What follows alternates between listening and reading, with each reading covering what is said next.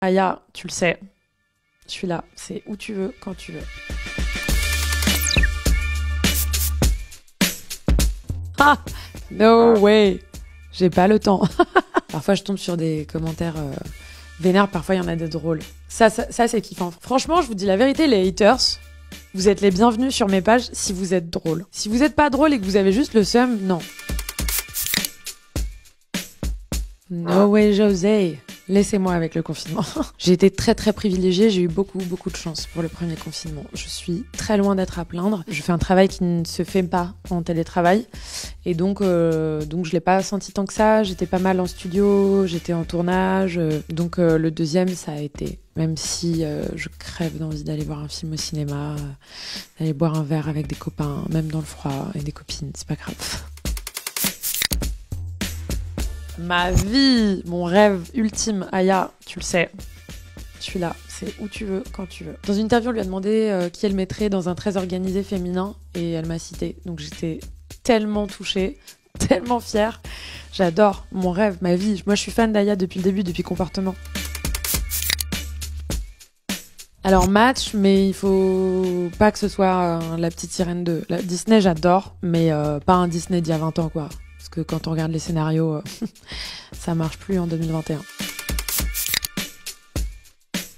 La question, c'est juste quand. Qui on sait? C'est Christiane. Christiane. Mais tout le monde veut voter pour elle. Christiane, si vous nous regardez, Madame Christiane Taubira, vous savez que c'est vous. Vous savez que toute la jeunesse et toute la gauche voterait pour vous. On aurait droit à une langue française extraordinaire très régulièrement. Et qu'en plus de ça, on parle quand même d'une femme qui a une déontologie et une éthique importante, quoi. Mais j'aimerais trop, tout le monde m'en parle, mais j'ai pas le temps pour les séries. La dernière série que j'ai matée, c'était pendant le premier confinement et c'était The New Pope. J'en suis là. En fait, faut arrêter même de se poser la question en 2022 et même en 2021. En fait, faut aller voter. Le droit de vote ne s'use que si l'on ne s'en sert pas. Il y a des gens qui sont morts pour qu'on puisse voter. Et accessoirement, si tu ne votes pas, chaque personne pas blanche peut avoir une vie horrible dans notre pays, à notre époque. Je n'en peux plus. J'implose. J'adorerais que ce soit cet été, mais je pense que ce sera pas avant l'automne. Mais en fait, j'ai un aveu à faire, moi, c'est que je n'ai jamais regardé Sex and the City.